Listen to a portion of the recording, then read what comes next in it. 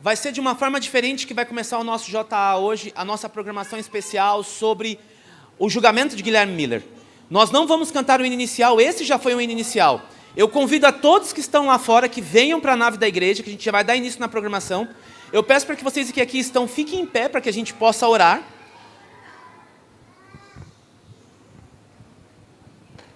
Ô, Jonathan, se você puder dar um toque para o pessoal dizendo que vai começar, agradeço, querido. Muito obrigado, viu? Ok.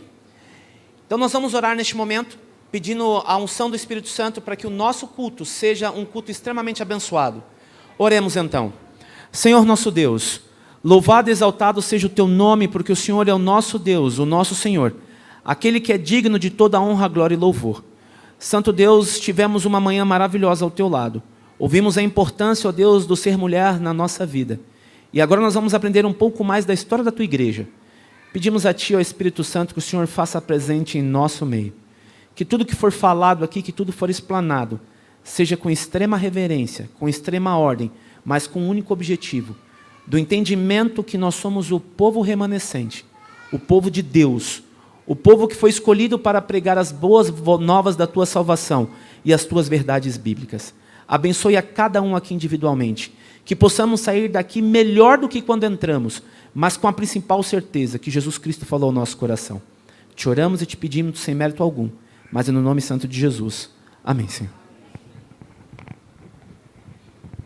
Peço que a igreja se assente. Nós já vamos dar início à programação.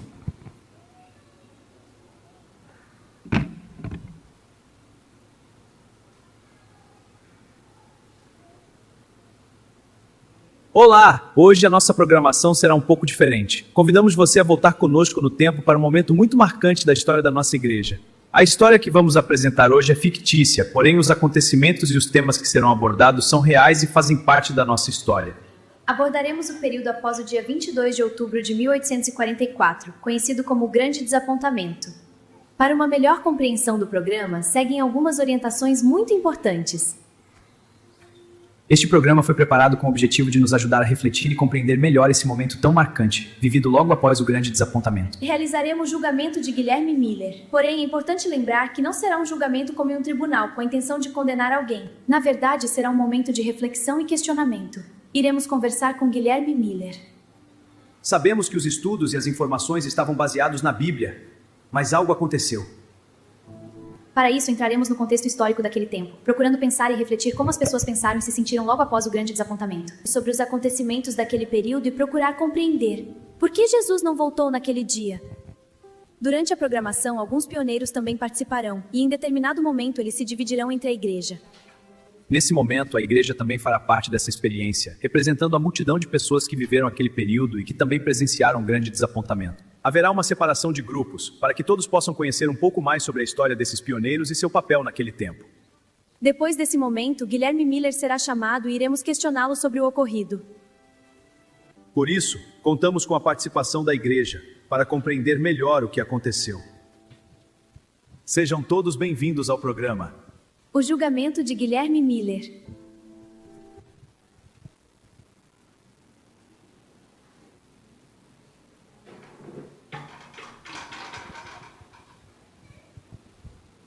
Olá, eu me chamo Eleonor Fitt. Eu sou esposo de Carlos Fitt e desejo contar um pouco de minha história para vocês. Meu querido marido, ele foi um homem muito importante para o movimento. Carlos, ele era conhecido como um pregador do advento. Ele foi pastor da Igreja Congregacional de Boston. E ainda nos primeiros anos de seu ministério, ele esteve associado a importantes líderes de seu tempo. Ele recebeu um exemplar de Guilherme Miller. E então, ele acreditou na breve volta de Jesus. O seu coração se encheu de entusiasmos. Ele abraçou com alegria a mensagem do advento e passou a proclamá-lo pelo mundo inteiro. Ao pregar sobre a segunda vinda de Cristo, ele despertou o interesse de muitos.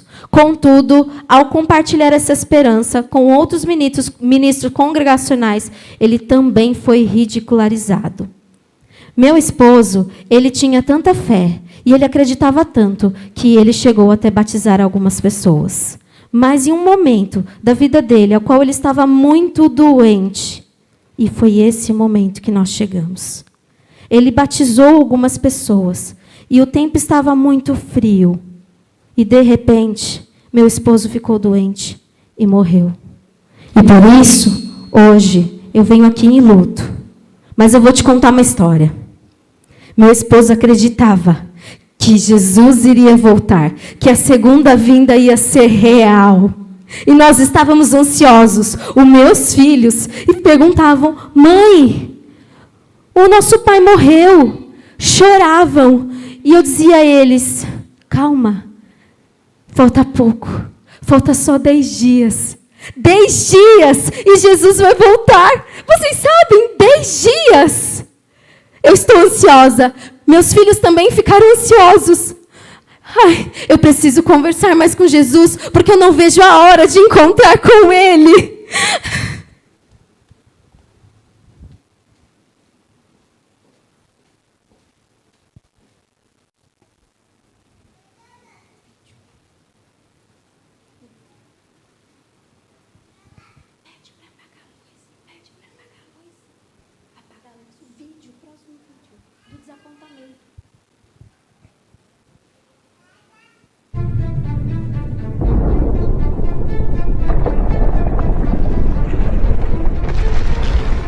Os sinais eram claros.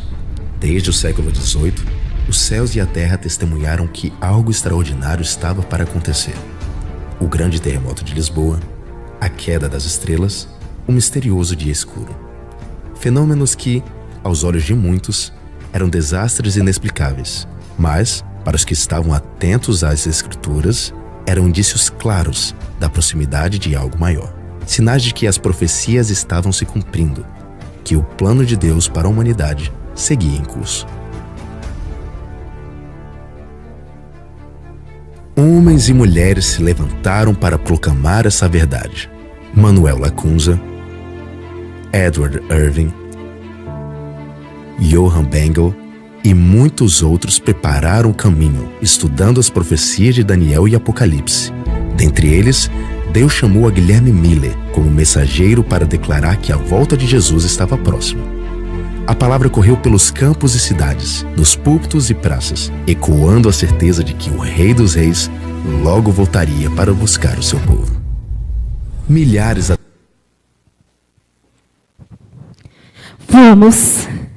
Está chegando! Agora falta menos tempo! Será amanhã o grande dia! Eu estou até emocionada! Eu não almejo ver a hora de encontrar com Jesus, de encontrar o meu marido e os meus filhos. Eu tive 6 filhos, mas 4 deles morreram. E agora eu só tenho 2. E eu verei todos eles. Estou ansiosa. Obrigada, Jesus, porque o Senhor vai voltar. –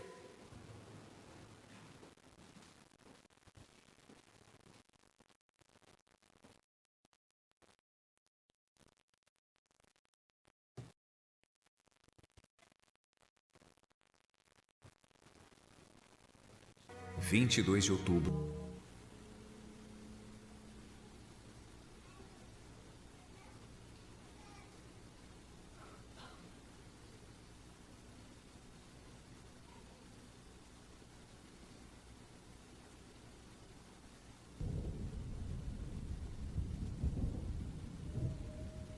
Já amanheceu.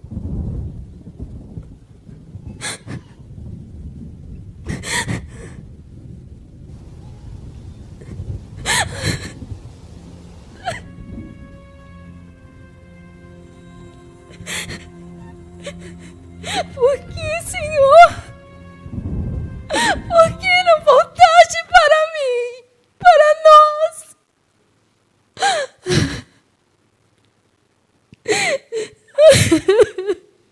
Eu perdi tantos bens. Como eu irei reconstruir a minha vida? Como eu irei viver sem meu marido? Viúva, com 2 crianças pequenas.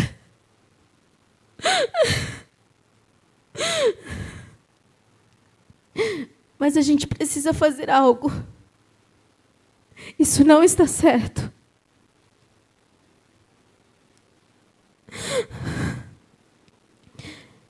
A gente precisa entender o que aconteceu. O que aconteceu? Por que Jesus não voltou? Por quê? Por que, Senhor? Por que o Senhor não voltou? Já sei. Vou convocar alguns amigos. Alguns amigos que estavam ontem conosco. E a gente precisa conversar com alguém. Talvez o responsável disso. Precisamos conversar com o Guilherme. Precisamos falar com ele. Ele precisa nos explicar o que aconteceu. Eu preciso entender. Eu vou chamar os meus amigos. Amigos, por favor, entrem em minha casa.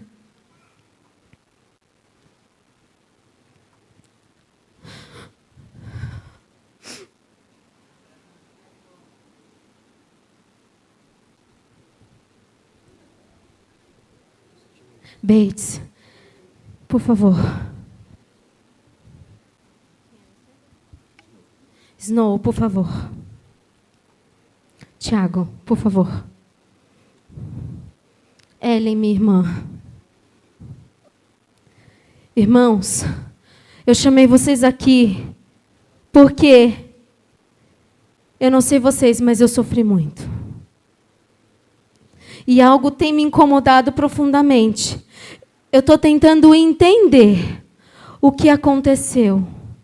E eu acho que nós deveríamos nos unir. Deveríamos chamar Guilherme Miller e questioná-lo. Porque eu perdi muitos bens. Eu não sei quantos de vocês perderam. Como nós iremos seguir a nossa vida a partir de agora? Eu não sei por onde começar. Eu achei que eu ia começar na eternidade.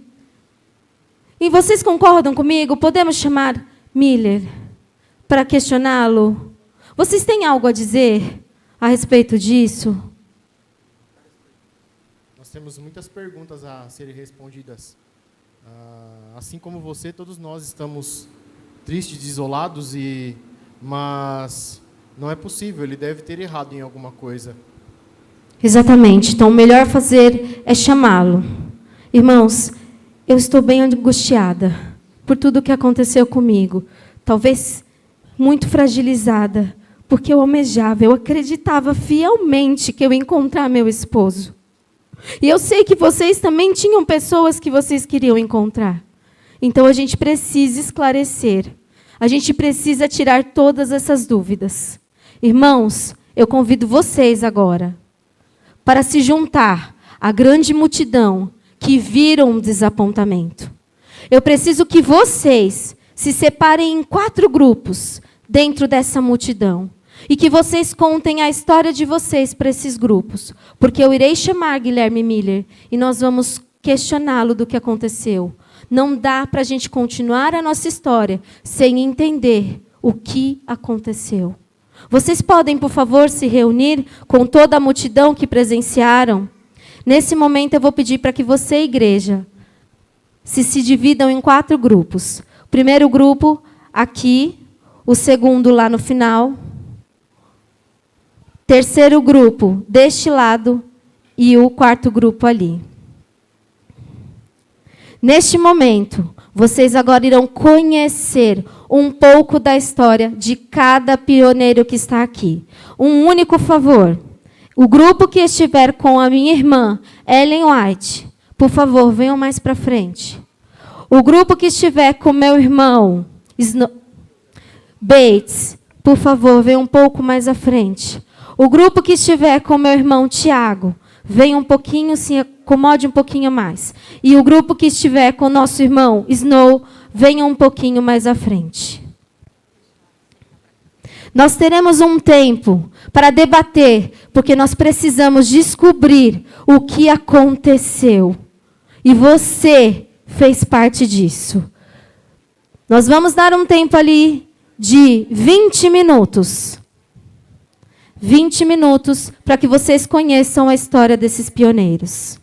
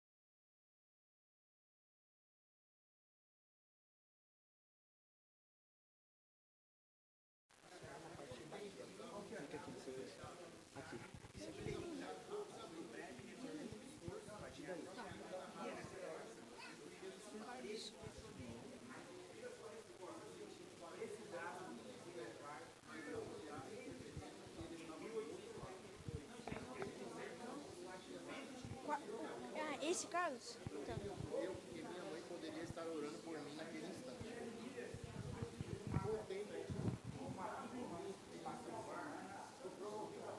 Essa é a história inicial do Tiago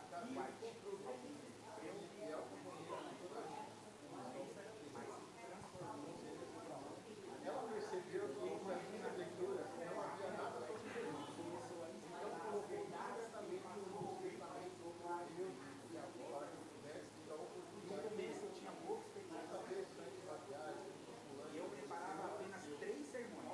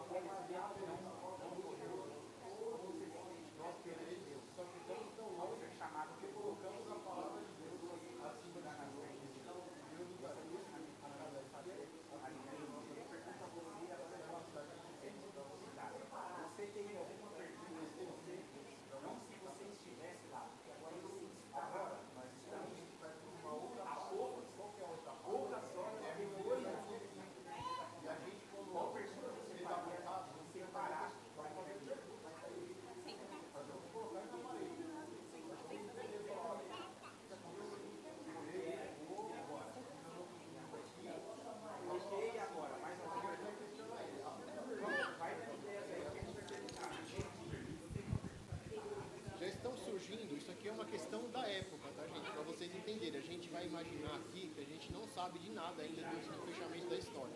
A gente está lá naquela época e acabamos de sair do desapontamento. Que tipo de pergunta? A primeira pergunta que a gente vai fazer para ele é o seguinte: já estão surgindo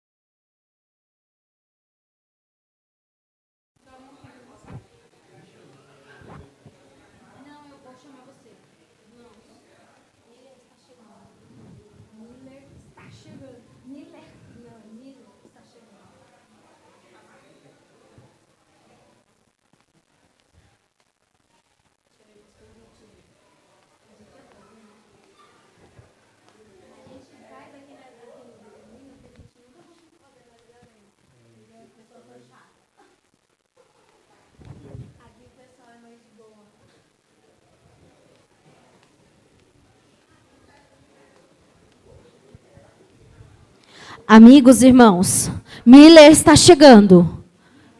Miller está chegando. 5 minutos ele já chega, ok? 5 minutos.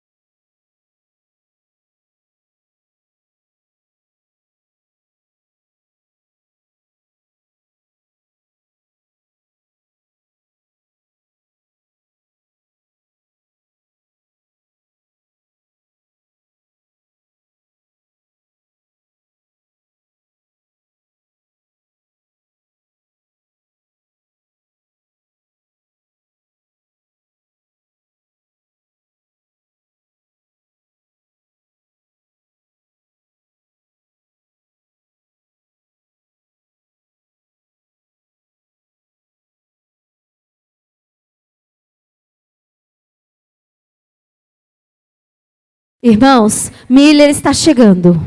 Nós precisamos nos organizar. Eu vou pedir para que vocês permaneçam aí com um grupo de vocês, porque agora chegou o momento onde nós iremos conversar com Miller.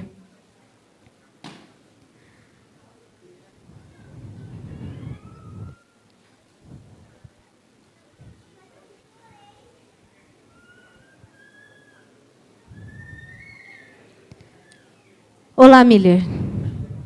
Tudo bem? As coisas não estão muito boas.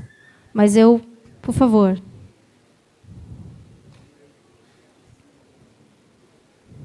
Miller, você está olhando toda essa multidão?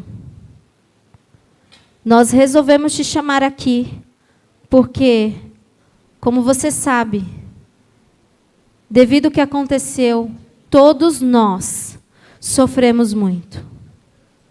Miller, você sabe que eu perdi meu esposo alguns dias atrás e eu tinha a esperança de encontrá-lo novamente. Você sabe que alguns dos meus filhos eu também perdi. E, de repente, Jesus não voltou. E além de perder o meu marido, eu também perdi muitos bens. Agora eu sou viúva, tenho 2 crianças para cuidar e não tenho mais o que me sustentar, Miller. E eu preciso que você me dê respostas. E explique para que todas essas pessoas possam entender que elas também perderam bens, elas também perderam muitas coisas com essa esperança da volta de Jesus, mas Jesus não voltou. O que você tem a me dizer de tudo que nós perdemos, de todo o empenho que nós tivemos, mas naquele dia Jesus não voltou? Eu gostaria que você se explicasse. Senhora Fitch, senhores, o que eu poderia dizer se metade da minha consciência me fala claramente que eu não errei? Metade de mim deixa bem claro que os cálculos estavam corretos, os fatos estavam corretos. Mas hoje eu olho para o horizonte e não vejo Jesus voltando também. Durante quase 2 décadas, eu falei da volta de Cristo. Eu passei por um vazio existencial enorme desde que reencontrei a Cristo. Por quase 2 décadas eu lutei com o Senhor, porque no fundo do meu coração eu não queria contar essa mensagem a ninguém. Eu passei a minha juventude toda experimentando as luzes deste mundo, e eu fui despertado. Então, anos depois de tudo isso, eu olho para as pessoas e eu vejo perdas. Mas eu pergunto a cada um dos senhores aqui, o que é que vocês perderam que não pode ser recuperado? E pergunto para a senhora Fitch. Mesmo que Cristo não tenha voltado ainda, Ele continua sendo a ressurreição e a vida.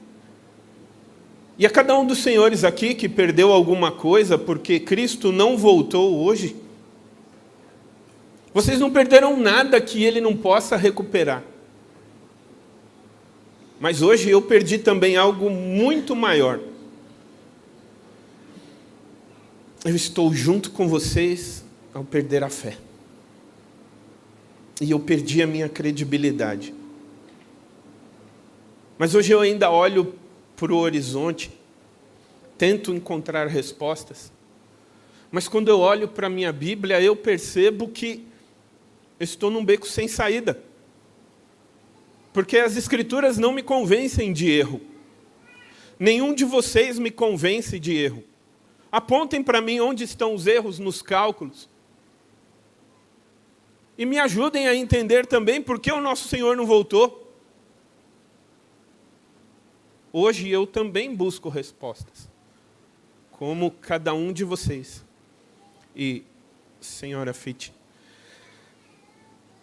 eu gostaria muito de dizer aos seus filhos a mesma coisa que eu tenho a dizer para a senhora. Se tardar, espera-o, porque a visão é verdadeira. E ele virá.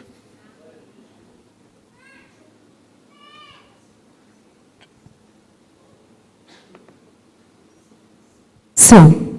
É muito profundo o que você falou. Mas eu não sou a única que vou questionar. Eu tenho os meus irmãos que estão aqui e eles querem questionar. Irmão, Tiago, você quer questionar? Sim. Boa tarde, Guilherme. Boa tarde a todos. Nós estamos aqui nessa reunião solene e eu gostaria de trazer uma pergunta feita pelo meu grupo a quem eu tanto preguei, me dediquei todo o meu dinheiro, todo o meu esforço, a minha saúde para pregar para essas pessoas e espalhar a mensagem que Jesus iria voltar. Jesus não voltou. E a minha pergunta para você é simples. Você está pedindo ajuda para que nós possamos te ajudar a entender o que aconteceu. Como posso acreditar em você novamente? Se você falou que Jesus iria voltar e ele não voltou e você mentiu para nós.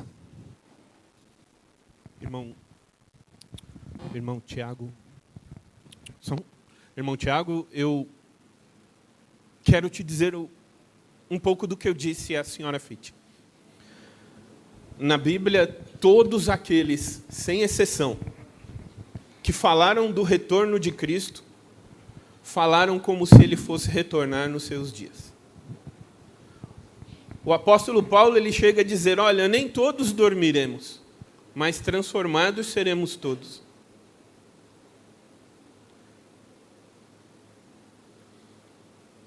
A última visão de Paulo em vida foi o machado do carrasco. Se você olhar para as Escrituras, ao longo de toda a história sacra, você vai ver de homens e mulheres que não fizeram menos do que qualquer um de nós tem que fazer agora. Manter-se firme. Ainda que Cristo não tenha voltado hoje, a nossa missão é nos mantermos firmes. Pense comigo, irmão Tiago, João Batista, que pregou do Messias, e a última imagem que ele viu de Jesus foi de dentro de uma cela. Cada um de vocês que hoje vem me arguir a respeito do não retorno de Cristo, lembrem-se de uma coisa. Aqueles homens e mulheres da galeria dos heróis da fé, lá em Hebreus 11, eles morreram esperando a promessa. Por que nós não faríamos o mesmo? Hebreus capítulo 11 diz que eles morreram sem ver a concretização da promessa. Por que nós não faríamos diferente? Com muita dor no coração, irmão Tiago, eu sinto a sua dor. Eu empenhei a minha vida, os meus recursos, a minha saúde, a minha credibilidade, e por que não até os meus familiares, por essa mensagem. E ainda que Cristo não tenha vindo hoje, eu quero morrer por ela. Me perdoe, querido, mas busquemos juntos coragem e vamos voltar às Escrituras. Me perdoe. Prezado Guilherme, mais uma pergunta. Eu entendo as suas colocações e a sua resposta. Mas eu gostaria de saber, entendemos que o senhor é um dos nossos líderes desse movimento e reconhecemos a sua liderança e o seu trabalho durante todos esses anos. Como o senhor se sente pessoalmente perante Deus, sendo responsável, teoricamente, por todas essas decepções que nós vivemos? Eu estou vendo, sim, Guilherme Miller preocupado em continuar a pregação do Evangelho, descobrirmos o motivo e nos preparar para o que realmente irá acontecer ou quando irá acontecer. Mas eu quero saber do seu sentimento para com Deus, sendo o pivô de tantas decepções de tantas pessoas. Caro irmão,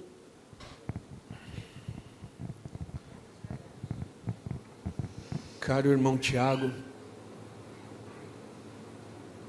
o meu sentimento não é diferente do seu.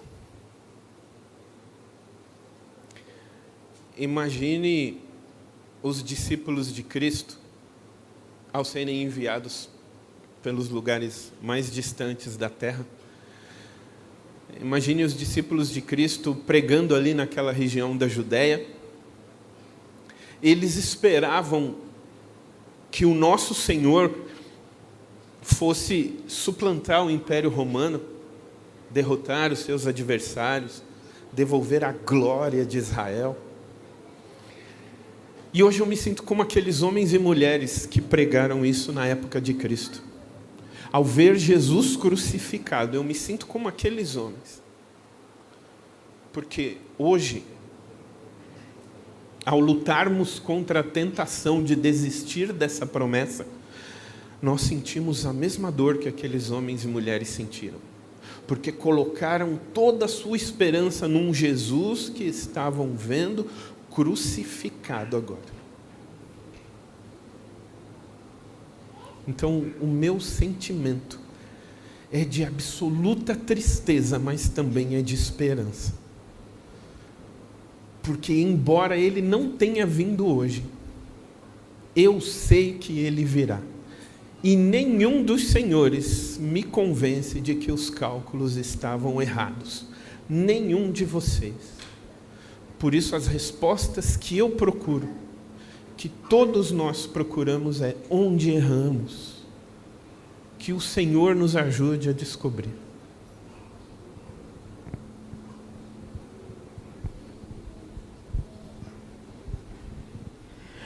Irmão Miller. Irmão Miller, Samuel Snow. Eu acreditei, desde 1840, contato com a sua mensagem. E eu acreditei verdadeiramente que os seus cálculos estavam corretos. Porém, na primavera de 1904, quando Jesus não voltou e houve o primeiro desapontamento, eu ainda assim insisti em buscar as Escrituras, porque eu precisava entender exatamente o que estava acontecendo. E estudando as Escrituras, tive contato com o Levítico 23, 27, que dizia que o dia da expiação seria o 10º dia do 7º mês. Ao estudar mais profundamente o calendário judaico caraíta, eu pude verificar que o 10º dia do 7º mês era o dia 22 de outubro. Então, não seria na primavera que poderia acontecer, mas sim no outono. Irmão, eu participei do grande desapontamento. E a única dúvida que fica no meu coração, e conversando com a minha igreja, a perguntar ao Senhor, é por que o Senhor se deixou levar por uma teologia populista para acreditar que o santuário seria aqui na terra. E mais uma coisa, se pudéssemos voltar ao tempo, o que o Senhor faria diferente? Para responder, eu consigo sentir o peso nas palavras. Para responder a pergunta do irmão, eu preciso contar a todos vocês que durante muito tempo eu lutei contra a tentação de manter essa descoberta só para mim. Quando, na minha idade adulta, eu retornei para a Bíblia, para as Escrituras, eu assumi um método de estudo que considero ainda o melhor. Eu caminhava versículo por versículo, e começando em Gênesis 1. Em Gênesis 1, eu não passava para o próximo versículo da Bíblia sem ter entendido completamente o primeiro. E alguns meses depois eu consegui uma concordância bíblica, e com o auxílio dessa concordância, eu pesquisava as palavras-chave da Escritura, quando eu pude ver uma cadeia mágica, elos mágicos de doutrinas bíblicas, de descobertas bíblicas. Quando o Senhor confirmava para mim, passo a passo, toda a sua vontade dentro da sua palavra. E tempos depois eu acabei tropeçando em Daniel 8,14, que diz que até 2.300 tardes e manhãs e o santuário será purificado. E eu me apaixonei por essa promessa. em 2300 anos Jesus voltaria. Mas eu levei muito tempo tentando descobrir como entender essa profecia. E eu dediquei horas e horas da minha vida, noites em claro, abdiquei das minhas ocupações, muitas vezes do tempo com a minha família, dos meus negócios, porque eu queria entender quando o santuário seria purificado. Mas, vejam só, o mundo do nosso tempo, a sociedade do nosso tempo, ela respira Bíblia. Muitos de vocês ainda têm os seus pais vivos aqui, que presenciaram há 50, 60, 70 anos atrás, quando o sol escureceu, quando a lua virou sangue. Os portugueses ainda estão reconstruindo a sua cidade lá, quando a maré invadiu Lisboa, cumprindo os sinais que cada um de vocês leu na sua Bíblia. Nós ainda estamos sacudidos com essas coisas que aconteceram 100 anos atrás. Os avós de vocês viveram esses dias. Então, eu acredito que Deus tem empurrado esse mundo para algo grande. E hoje, quando vocês jogam a culpa em mim, quando eu tenho que carregar todo esse peso de Jesus ainda não ter voltado, olhem ao redor no mundo. Eu não preguei sozinho que Cristo vai voltar.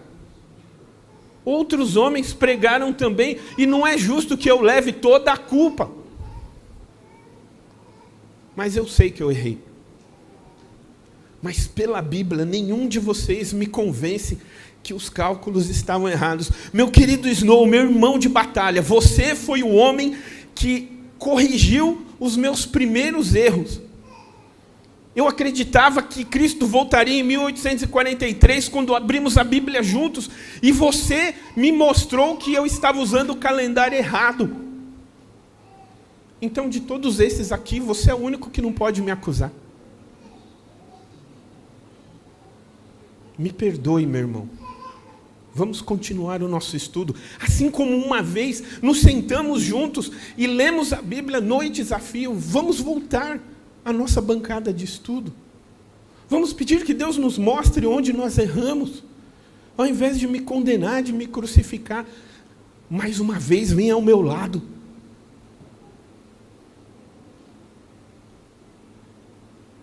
Queridos irmãos, me perdoem, mas eu não vou abrir mão da promessa. Com licença, Senhor. Eu sou Ellen Gold Armon, uma garota de apenas 17 anos, que fui criada na igreja metodista pelos meus pais.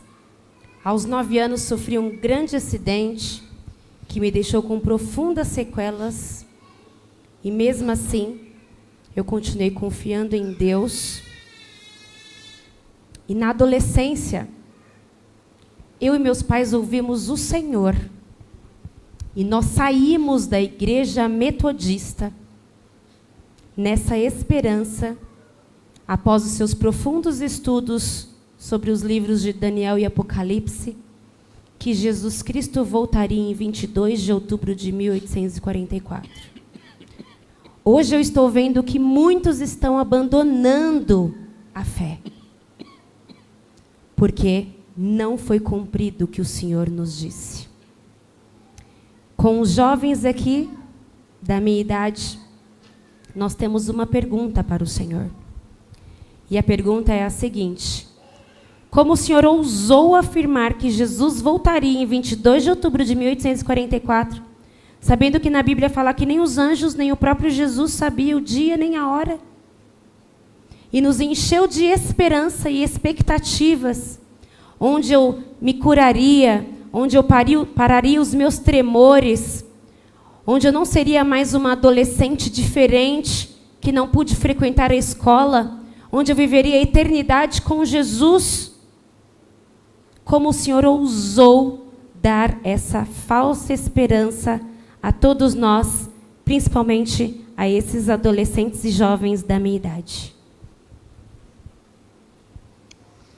Minha querida jovem, meus queridos jovens, meu coração se enche de tristeza junto com vocês. E eu não consigo imaginar o peso que vocês estão carregando.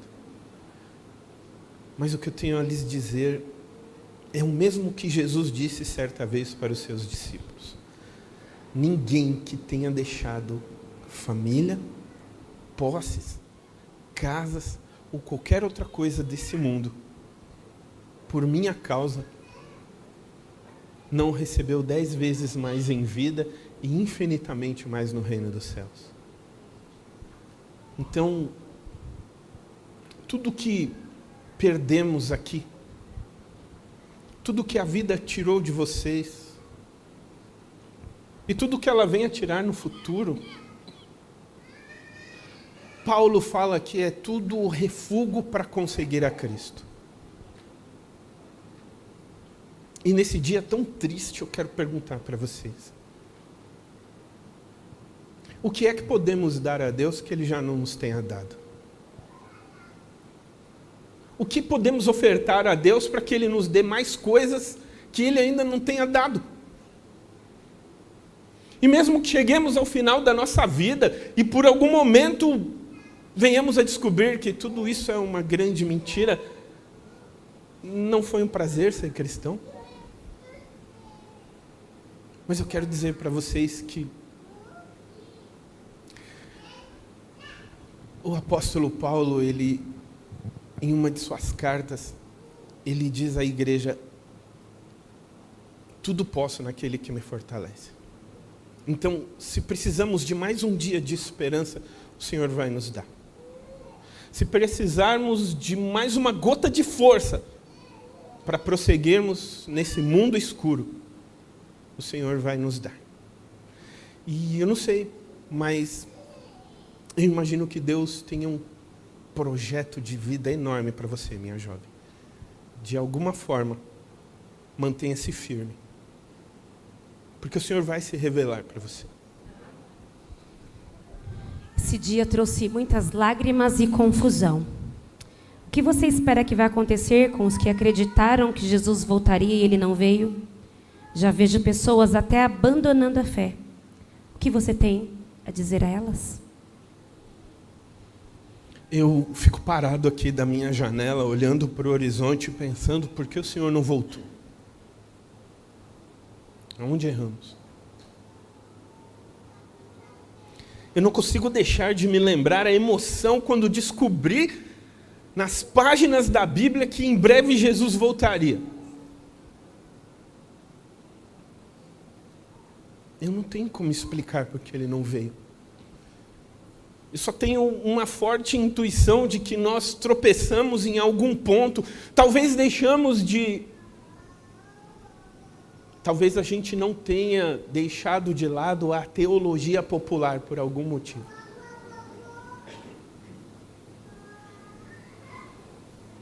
Eu me sinto péssimo, mas eu não consigo tirar da cabeça a sensação de que há algo mais para ser dito. Há algo mais para ser pregado. Eu não consigo tirar de dentro de mim essa sensação de que nós só abrimos uma porta agora e que o caminho é muito maior do que qualquer um de nós pode ter pensado antes. Mas se existe um Deus, Ele vai nos guiar no meio da escuridão. E ao ver pessoas abandonando a fé, eu não consigo deixar de me sentir responsável. Mas eu quero dizer para essas pessoas que estão abandonando a fé: continuem, perseverem, voltem para a Bíblia.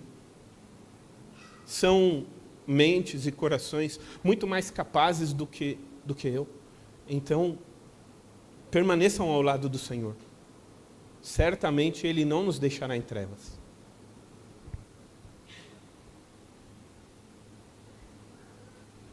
Para quem não me conhece, eu sou José Bates, também conhecido por alguns aqui como Capitão Bates, e eu acho muito honrado da sua parte porque o povo está furioso com tudo que ocorreu e eu acho muito honrado da sua parte, ainda assim, você ter a coragem de estar aqui para se explicar. A minha preocupação nesse momento é sobre a confusão que tudo isso tem causado. Alguns abandonaram a fé completamente após o que aconteceu. Outros estão dizendo por aí que Jesus já veio e que a gente não precisa mais pregar. E eu quero saber de você, se você tem algo a dizer sobre isso e se você acha que ainda as pessoas vão acreditar no que você disse. Meu grupo aqui, por exemplo, tem dúvidas sobre você errou o mês, talvez seria o mês que vem. Será que você errou aquilo que você disse aqui para a gente? Será que Jesus ainda vai voltar? Será que você errou a conta? E pode ser algum outro mês ainda desse ano? O que você tem a dizer a esses grupos? Aos grupos que estão marcando data? Aos grupos que estão dizendo que Jesus já voltou? E aqueles que talvez têm dúvidas sobre tudo isso? Tente esclarecer. Todos nós aqui confiamos em você. Todos nós aqui nos submetemos à palavra de Deus e estamos muito confusos. O que eu tenho a dizer a vocês é que quando Cristo morreu, os discípulos que andaram com ele durante 3 anos e meio sentiram a mesma coisa que vocês estão sentindo agora, que eu estou sentindo. Eles sentiram o seu coração despedaçado, porque aquele que eles acreditavam que ia libertar Israel do chicote romano agora estava sangrando numa cruz e horas depois num túmulo frio. Parece que a nossa fé está junto naquele túmulo frio também agora. Mas não se enganem, porque o coração humano ele é frágil, ele é fraco. E esse momento que estamos passando agora, quem sabe não seja uma espécie de separação, para que as verdadeiras intenções dos corações fiquem claras, porque o Senhor conhece o coração de vocês. Ele sabe o que vocês estavam esperando de fato. Se encontrar com o Mestre ou simplesmente se livrar dos problemas dessa vida. A minha mensagem para vocês hoje é: tentem me convencer de onde eu errei nos cálculos. Mostrem para mim onde eu errei.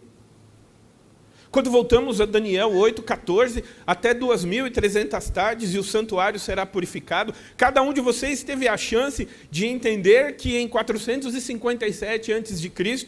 houve o último dos 3 decretos para que o povo judeu voltasse para sua terra, que as primeiras 69 semanas se cumpriram perfeitamente e que a última semana se cumpriu no ministério de Cristo.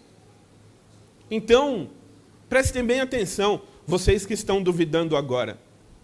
Cristo Jesus é o garantidor dessa profecia. Qualquer conta que você venha a fazer, ela vai terminar por volta de 1844. Porque não são os cálculos do Miller que seguram essa profecia.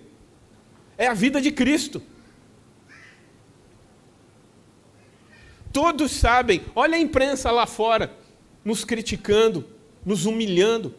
Olha os jornais do nosso tempo, dizendo que nós compramos vestes brancas para subir para o céu, mas nenhum deles fez nenhuma tentativa de nos mostrar que nós erramos nas datas e nos cálculos. Nenhum. Mas Cristo não veio. Então nós precisamos entender, voltar para a Bíblia, cavar mais fundo, buscar respostas de onde vieram as nossas primeiras respostas. Porque a resposta está lá. É impossível que ele tenha caminhado conosco até aqui para nos deixar sem telhado. Tentem, olhem os cálculos de novo, refaçam as datas, pesquisem. Peguem uma concordância bíblica, usem o grande cabedal de sabedoria humana produzida até aqui. Nenhum deles tentou desfazer os cálculos, nenhum. Os cálculos estão certos. Nós vimos a grande marcha da história até este ano de 1844. Nós vimos o que aconteceu lá na Europa e muitos dos pais de vocês viram a Revolução Francesa, onde eles soterraram a Bíblia e miraculosamente a Bíblia voltou e veio até as nossas mãos. Quando esse mundo pensava que não haveria mais Bíblia, eis que uma mensagem do retorno de Cristo sacode esse planeta inteiro. Repito para vocês, não fui o único. Esse Deus que faz milagres, que fez milagres através da história, Ele vai nos responder. Eu tenho meu coração agora dilacerado por ver uma mãe que perdeu seu marido, por ver um colega querido que caminhou comigo, por ver irmãos queridos que perderam coisas. Mas eu quero dizer uma mensagem para vocês, adventistas. Nós começamos essa obra e vocês vão terminar. Que Deus nos dê poder para terminar essa grande aventura, que é a proclamação da volta do nosso Senhor.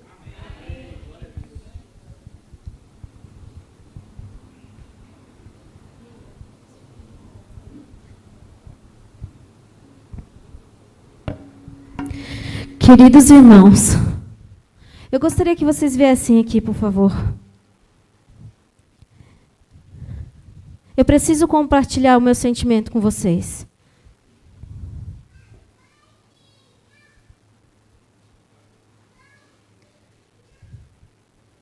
Eu não sei se eu estou tomada pelo sentimento de dor que eu estou sentindo, mas eu consigo compreender e ver nitidamente as palavras saindo da boca de Miller, mas eu ainda acho que não é o suficiente. Eu não sei se vocês concordam comigo. Eu não sei se vocês entendem o que eu quero dizer, mas eu acho que tem alguma coisa ainda que não está certa.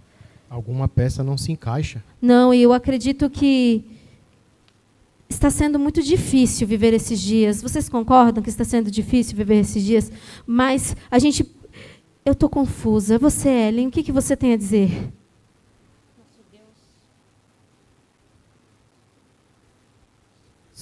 Nosso Deus não é um Deus de confusão e lágrimas. Ele não nos deixaria desapontados desta forma. Precisa haver algo. Precisa ter alguma explicação. Ele não deixaria o seu povo dessa forma.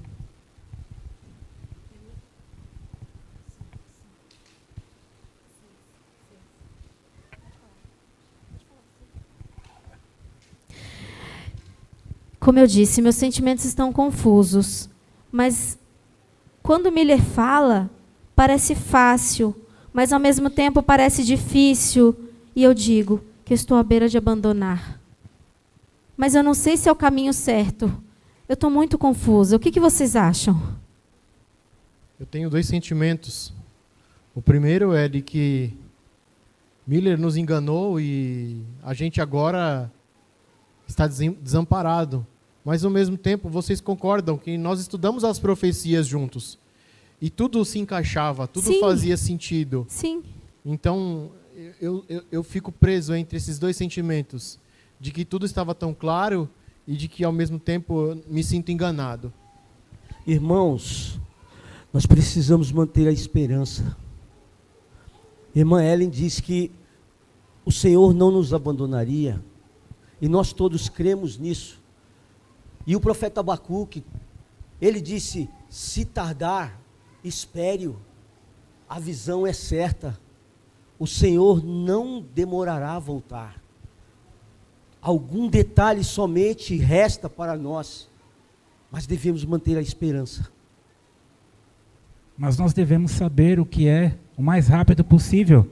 As pessoas para qual nós pregamos, o grupo para qual eu preguei, eles já não acreditam mais se aquilo que nós lemos e que nós vimos acontecer nas Escrituras realmente é verdade. E se realmente isso tudo é verdade diante desse desapontamento.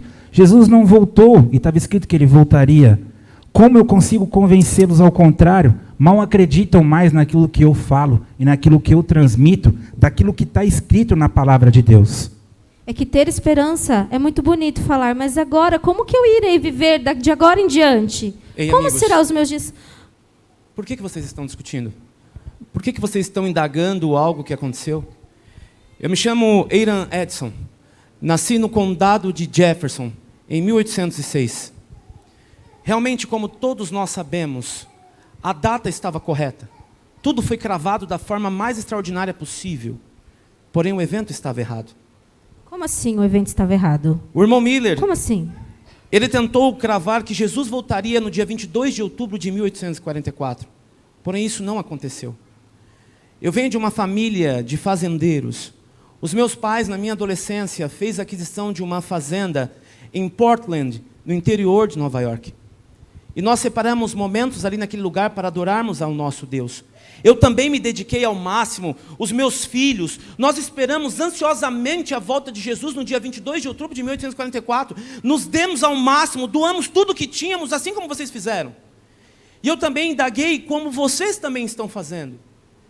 E aí, numa bela manhã, eu, quando estava saindo do celeiro, indo até o milharal da fazenda dos meus pais, eu fui tomado por uma visão, aonde me foi chamada a atenção que, olhando para o céu, eu vi Jesus Cristo saindo do lugar santo e entrando no lugar santíssimo.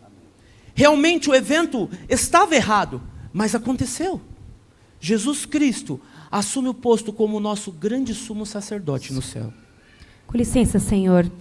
Você tem certeza? Absoluta. Olha quantas pessoas já deixaram o nosso povo.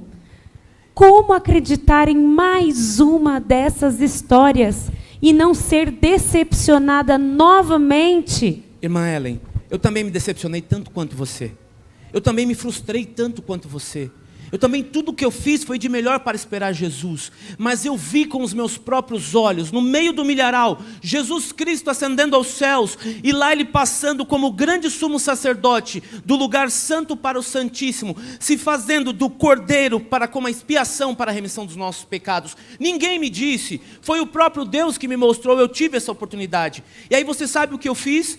Eu comecei a orar ainda mais, pedindo para Deus orientação, pedindo para Deus discernimento do que Ele queria me mostrar. E você sabe o que Ele me mostrou? Algo extraordinário. Eu tive essa visão maravilhosa. Nós não podemos perder a fé. Nós passamos a nossa vida pregando sobre Jesus Cristo e que Ele iria voltar. Mas se Ele ainda não voltou, é porque algo especial ainda está para acontecer. Pessoas ainda precisam ser alcançadas, vidas precisam ser transformadas. Eu entendo a indignação porque eu também fiquei indignado, mas ainda não é o fim. Não está tudo perdido, não está tudo acabado. Irã, do jeito que você fala, até reacende uma esperança em mim. Porque faz sentido o que você está falando. Porque o evento é outro. Mas eu quero te ouvir. Agora eu quero te escutar. Então nós, irmãos, vamos sentar e vamos ouvir o que o Irã tem para dizer para nós.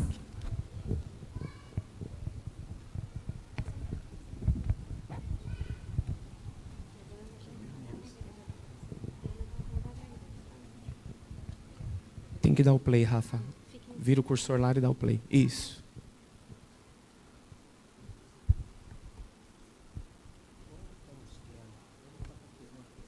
Tá certinho. Vocês estão vendo na tela agora a visualização de como é a encenação do santuário terrestre. De como que era feito todo o processo da expiação. Esses dois homens tiveram o interesse de mostrar de como que foi a representatividade do santuário na terra do que é o santuário celestial. Foram com símbolos, mas de uma forma vivificada. Prestem atenção para que vocês recordem e entendam um pouco do que acontece no céu hoje. Lembra da história dos dois cordeiros? O que era de sacrifício e o cordeiro que era levado como o cordeiro da sorte, o Azazel? Vocês vão entender o que está sendo feito aí agora. Um era tirado na sorte para que levasse os pecados do povo para o deserto. E ali era amarrado no outro uma fita, que é o que seria levado para o sacrifício. Era colocado um animal grande, um boi novo, para que pudesse ser sacrificado, e o sangue do mesmo fosse ali, aspergido dentro do santuário. era algo solene e algo extraordinário. Ali, quando o animal era morto, o seu sangue era colocado num recipiente. O sacerdote, o sumo sacerdote, levava para dentro do santuário e fazia a expiação ali com o incenso e mostrava ali para as pessoas a importância deste momento na encenação. Ali agora ele prepara todo o incensário e ali ele vai deixar somente a fumaça na parte do lugar santíssimo. Essa é a representatividade do santuário na terra. E ali ainda ele mostra para nós no detalhe, ele deixa ali de uma forma curvada, ele não se mostra ainda no propiciatório, no altar da Arca da Aliança. Aí ele volta depois e asperge esse mesmo incenso sobre o propiciatório, que é a parte de cima do altar. Esse é o ritual do santuário terrestre. Vale a pena você recordar este momento, porque ele vai fazer remissão com o que a gente vai falar nos próximos momentos. E ali ele tinha todo um cuidado e todo um respeito, porque ele estava num lugar solene.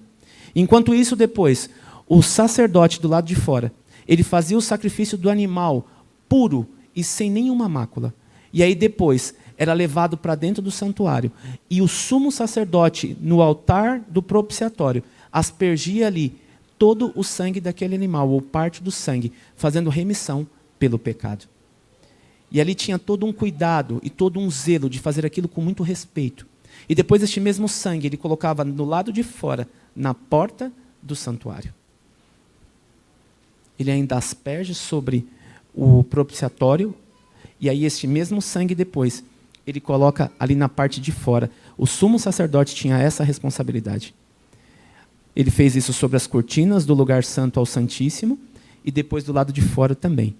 Ele coloca na ponta do altar de incenso, nos 4 cantos também, o sangue daquele animal que foi morto, e na porta do santuário. E aí depois, no final, é pego o bode emissário, e ali ele recebe os pecados do povo, e é levado para o deserto, para que ali ele pudesse morrer. Esse era o ritual do santuário. Esse era um momento de dor por um animal inocente que morria por mim e por você, sem mácula e sem pecado algum, levando a culpa que era minha e sua. E o que isso tem a ver com a nossa reflexão agora, nossos irmãos?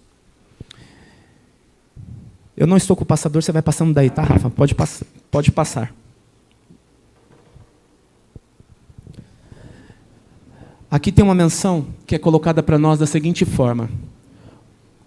A irmã White, tempos depois, ela escreveu essa menção dizendo: como o sacerdote, ao remover do santuário os pecados confessionários sobre a cabeça do boi e do emissário, semelhantemente, Cristo porá todos esses pecados sobre Satanás, o originador e o investigador do pecado. O bode emissário era levado aos pecados de Israel e era enviado para a terra solitária. Isso está lá em Levíticos 16, 22. Eu estou trazendo todo esse contexto para que vocês entendam o que aconteceu quando eu tive a visão do milharal. Esse era o ritual do santuário. Isso era feito para a remissão dos pecados do povo. Passa para o próximo slide, por favor, Rafael. Obrigado. Tudo aquilo que vocês viram ali agora foram essa imagem, de uma forma clara e solene, para que você entendesse a representatividade e a preocupação.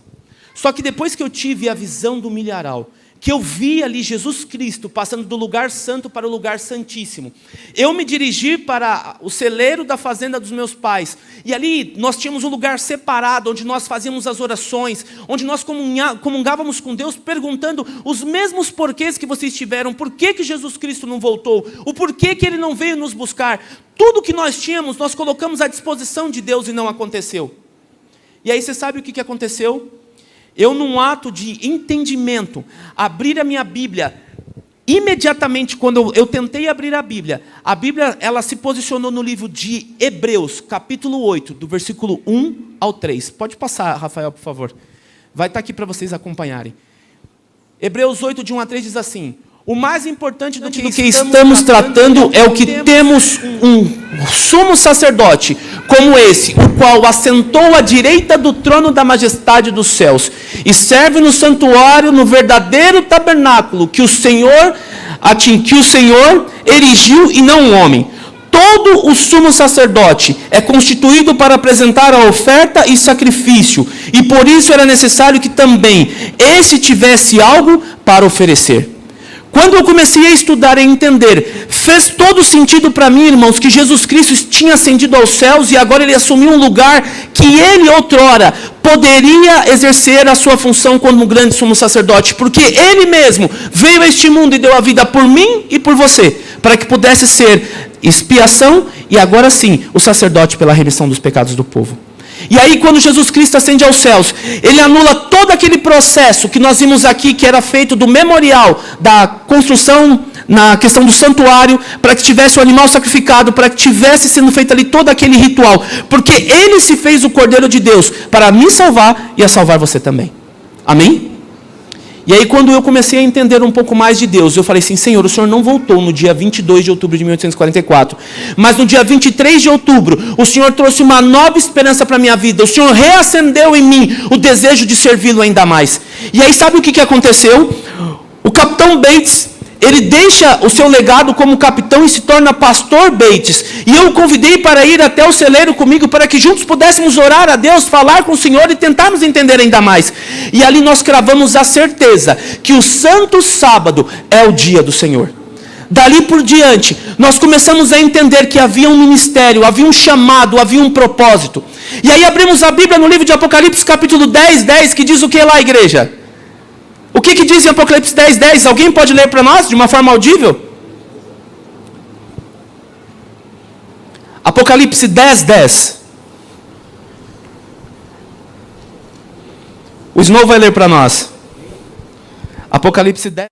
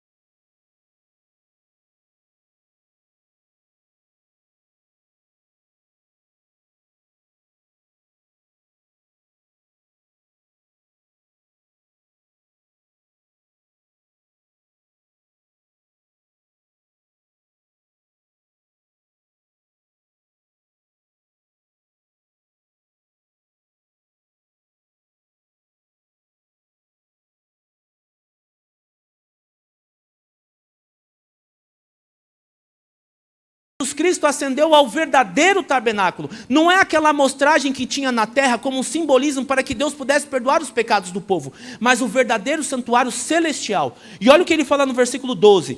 Não por meio de sangue de bodes e novilhos, mas pelo próprio sangue que ele entrou do Santo dos Santos, uma vez por todas, e obteve a eterna redenção. Amém por isso. Louvado seja Deus, porque esse Jesus veio a este mundo e se fez como o Cordeiro de Deus para salvar a minha e a sua vida. Louvado seja Deus, porque agora Ele está no grande santuário celestial, intercedendo por mim e por você. E aí sabe o que eu continuo dizendo? No versículo 13, ora, se o sangue de bodes e touros e as cinzas de um novilho, espalhadas sobre eles, não cerimonialmente impuros, os santificassem de forma que se tornassem exteriormente puros. Em outras palavras, ele estava dizendo o seguinte: mesmo um animal que é inocente, ou mesmo alguém que é pecado, ele se torna puro quando ele recebe o sangue do Cordeiro. Louvado seja Deus pela minha e sua vida, porque Cristo se preocupa nos detalhes para salvar a minha e a você. E quando eu entendi que que o livro de Hebreus, no capítulo 8, versículo do 1 ao 3, trouxe essa menção que Jesus Cristo assume o seu papel de como grande sumo sacerdote, eu entendo que ele tem um plano perfeito para mim e para a sua vida. E aí eu concluo dizendo para vocês, passa para a próxima mensagem, por favor, Rafael. Pode passar? No versículo 14 diz assim, pode ir, é no próximo. Pode ir? Aí. O 14 diz assim, e quanto mais então o sangue de Cristo, do Espírito Eterno, se ofereceu de forma imaculada a Deus, purificará a nossa consciência de atos que levarão ao quê? À morte. De modo que sirvamos ao quê? A um Deus vivo. Jesus Cristo agora, quando ele assume o papel do grande sumo sacerdote, ele chega no céu e ele dá o direito de novamente termos a aliança pré-estabelecida com Deus. Porque nós quebramos a aliança quando pecamos. E aí quando Jesus Cristo assume o seu papel de como grande sumo sacerdote, por meio de ser o Filho de Deus, ele chega ao grande Pai e fala, Senhor, agora outrora, eu morri por eles, eu dou a oportunidade para que eles estabeleçam novamente a aliança com o Senhor.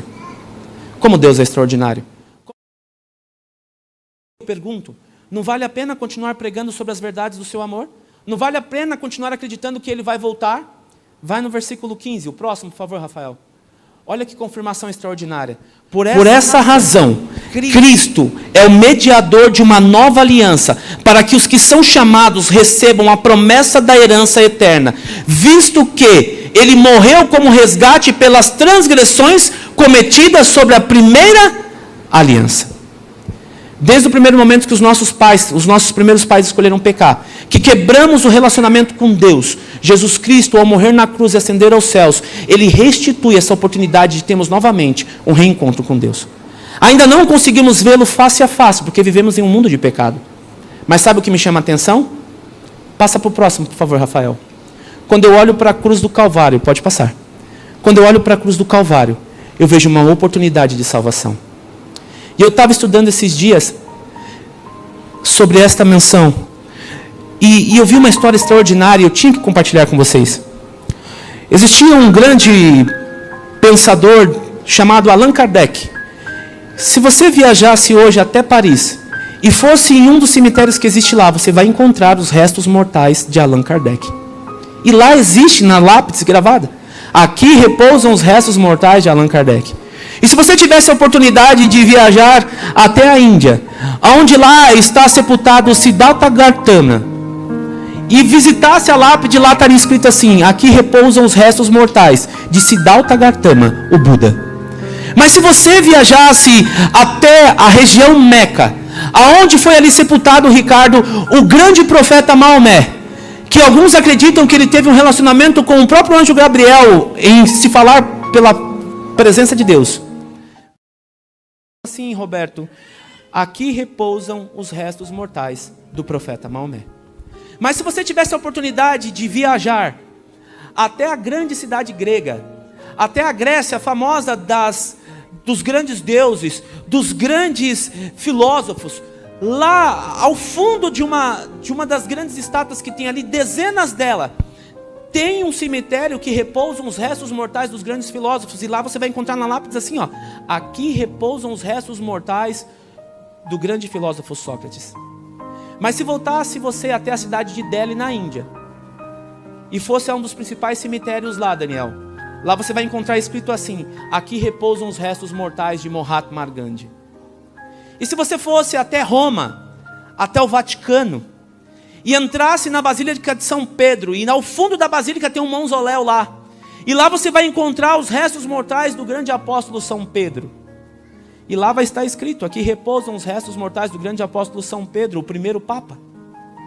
Mas se você tiver a oportunidade de ir a Jerusalém, e lá você passar por uma praça, e você passar por um jardim, e aí vocês caminhar por um lugar chamado Lugar da Caveira, ou Gólgota, e um pouquinho mais à frente você tem a oportunidade de chegar no cemitério, você vai ver lá que tem um grande buraco e uma pedra removida. E quando você olhar na lápide, lá vai estar escrita a seguinte mensagem, Ju: aqui não está Jesus Cristo, ele ressuscitou no terceiro dia.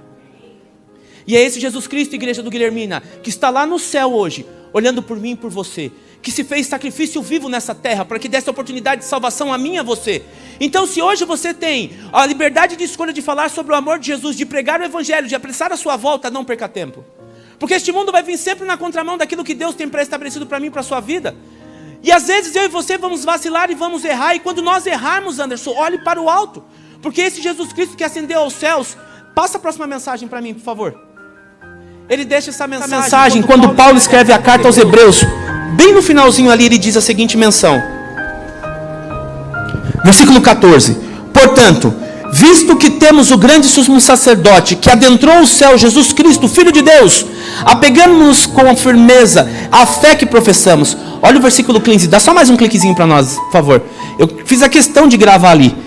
Pois não temos um sumo sacerdote que não possa compadecer-se das nossas fraquezas, mas sim alguém que, como nós, passou por todo tipo de tentação, porém sem pecado. E olha que confirmação. Assim sendo, aproximemo-nos do trono da graça com toda a confiança, a fim de recebermos o quê? Misericórdia. E temos a certeza de encontrarmos a graça que nos ajude no momento de necessidade. É esse Jesus que está disposto a ser graça na minha e na sua vida. É esse Jesus que dispôs a salvação para mim e para a sua vida. E aí você sabe o que vai acontecer? Quando eu e você entendemos que esse Jesus está no céu intercedendo por nós, e que mesmo se viemos a vacilar, mas nós olharmos para Jesus e pedimos para Ele o perdão, Deus nos dá autoridade, através de Jesus Cristo, de nos perdoar. E aí sabe o que eu aprendo com isso? Eu e você estaremos a cada dia mais convictos da volta de Jesus. E aí sabe o que vai acontecer no grande dia? Coloca para nós, por favor, Rafael. Mais um. Eu e você vamos estar preparados para este grande encontro. Eu e você estamos... Volta para nós, Rafael.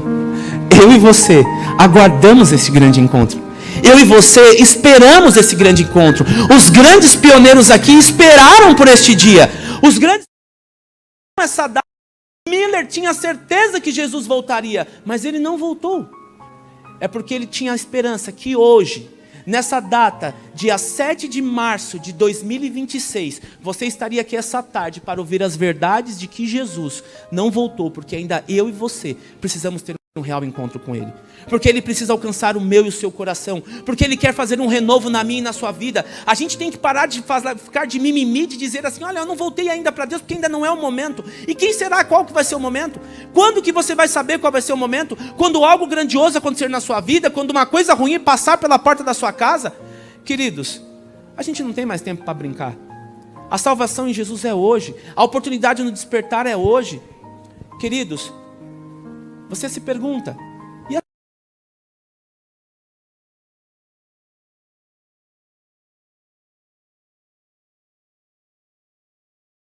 sobre a volta de Jesus e hoje dormem no Senhor, aguardando este grande dia. E eu digo para vocês, eles estão aguardando a volta de Jesus e irão para o céu. E agora eu pergunto para vocês, se Jesus voltasse hoje, você iria para o céu? Se Jesus retornasse hoje para você, se o Senhor fizesse com que você descansasse essa noite, você iria para o céu?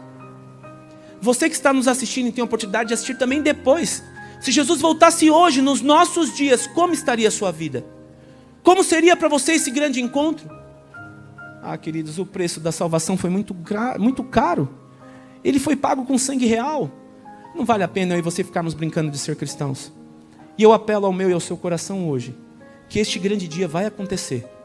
E quando você menos imaginar, a gente vai ver uma pequena nuvem no céu, do tamanho de uma mão, e ela vai tomando uma forma grande, gigantesca, Tiago, mas de uma forma imensurável, que vai pegar todo este vasto universo e toda essa terra, e aí a gente vai ver os anjos do Senhor, e Jesus vai ascender nos céus e Ele vai dizer assim, ó, vá buscá-los.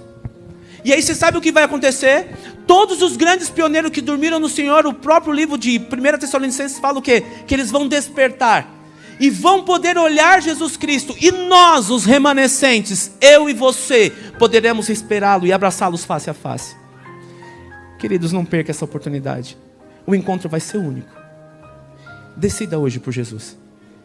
Aceite hoje esse encontro. E grandes coisas Deus está prestes a fazer na minha e na sua vida. Nós vamos terminar cantando, não é assim? Sim.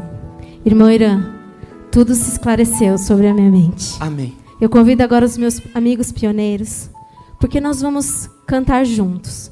E eu vou convidar você, que teve participação nesse momento, se coloque em pé. Vou convidar o meu irmão Guilherme Miller. Porque nós vamos cantar um coro que nós não vamos deixar sair nunca mais do nosso coração. Que nós cremos que a palavra é real e que Ele voltará sim. Amém. E a esperança vai se acender no nosso Amém. coração. Louvado seja Deus. Vamos juntos adorar ao Senhor. Eu creio.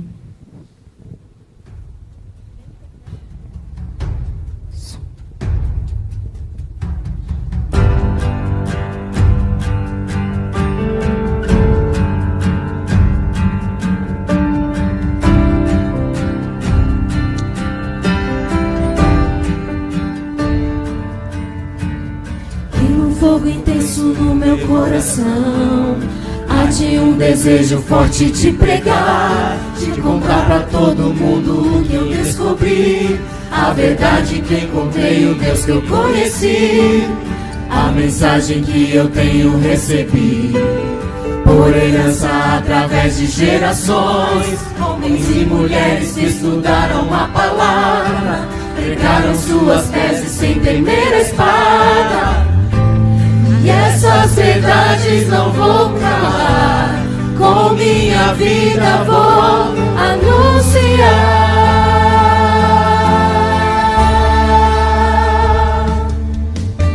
Eu creio só no que está escrito na palavra, eu creio que sou salvo somente pela graça, creio que é só por Cristo e seu sacrifício. Eu creio que só pela fé que sou justificado, eu creio que só Deus merece ser glorificado, creio com minha mente e coração, com o mesmo amor daquela geração.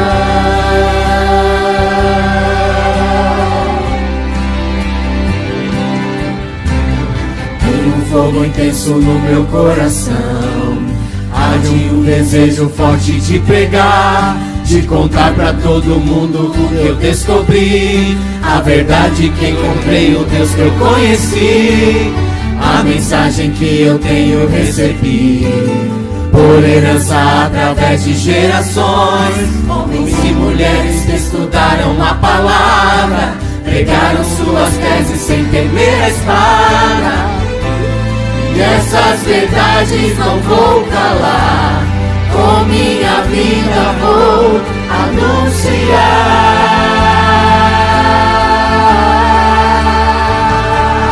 Cante. Eu creio só no que está escrito na palavra, eu creio que sou salvo somente pela graça, creio que é só por Cristo e seu sacrifício.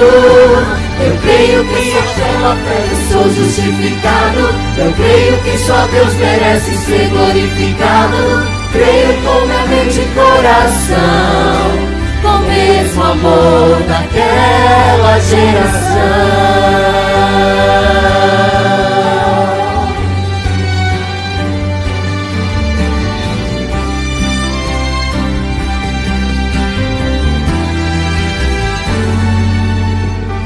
Eu creio só no que está escrito na palavra, eu creio que sou salvo somente pela graça, creio que é só por Cristo e seu sacrifício. Diga. Eu creio só no que está escrito na palavra, eu creio que sou salvo somente pela graça, creio que é só por Cristo e seu sacrifício.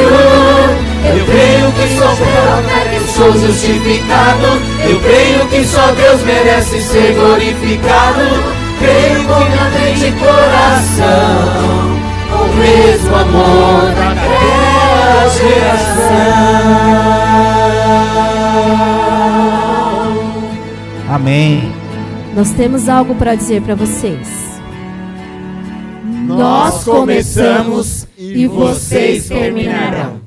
Amém. Amém. Oremos. Santo Deus e Pai, louvado e exaltado seja o Teu nome, porque Jesus não voltou no dia 22 de outubro, mas no dia 23 Ele confirmou que está no céu intercedendo por nós, como nosso grande sumo sacerdote. Obrigado, Jesus, por nos amar tanto. Obrigado por ver este mundo e sofrer o que era para eu ter sofrido, o que os meus irmãos deveriam ter sofrido. Mas o Senhor nos amou de tal forma que deu tudo o que o Senhor tinha para nos salvar. Louvado seja o Senhor, ó Deus, pela nossa vida. Obrigado porque aqueles grandes homens se reuniram depois e fundaram uma igreja que pudesse pregar a mensagem do advento e que pudesse falar que Jesus vai voltar. E nós que somos o povo remanescente, Santo Deus, coloca no nosso coração esse desejo de cada dia falarmos do seu amor, de cada dia pregarmos as suas verdades e, acima de tudo, dizermos que o Senhor vai voltar e quer levar este povo maravilhoso para morar no céu. Santo Deus, não permita que este mundo venha roubar a cena que é do Senhor. Não permita que este mundo venha tirar a atenção que cabe a Ti, ó Deus. E ajuda-nos a cada dia a consagrarmos a nossa vida ao Senhor. Ajuda-nos a entendermos a cada dia, Senhor, que o Senhor tem um plano especial para nós. E ajuda-nos, ó Deus, a sermos firmes até a Tua volta. Amém. Abençoe a cada um aqui individualmente, a cada família, a cada jovem, a cada criança. Que cada um entenda, Deus, que o Senhor é o Deus no céu e é Deus na terra. Independente da dificuldade que tenhamos a sentir ou estejamos passando, possamos olhar para o alto e entender que o Senhor é o nosso Deus, o nosso Redentor, e que um dia virá nos buscar. E acima de tudo, iremos morar eternamente com o Senhor no céu. Obrigado por tudo. Abençoe essa semana que já está se iniciando, que para nós é desconhecida, mas em nome de Jesus Cristo nos dê a vitória, para que no próximo sábado estejamos aqui juntos para testemunharmos os milagres e as benfeitorias que o Senhor tem feito em nós. Amém. Louvamos e exaltamos o Teu nome em nome de Jesus. Amém, Senhor.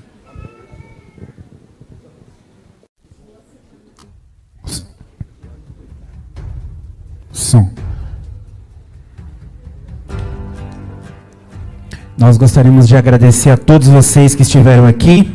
Uma das coisas mais que nós podemos sentir, o grande desapontamento, a palavra desapontamento, não expressa a totalidade do que foi, o que as pessoas sentiram e passaram naquele momento.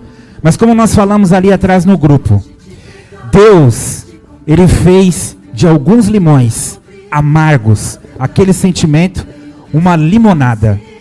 E a limonada é a Igreja Adventista do Sétimo Dia, a qual nós fazemos parte, pregando que Jesus um dia vai voltar.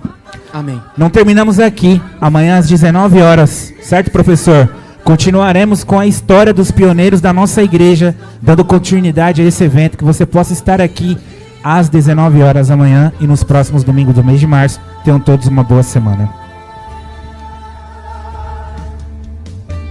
Eu creio só no que está escrito na palavra.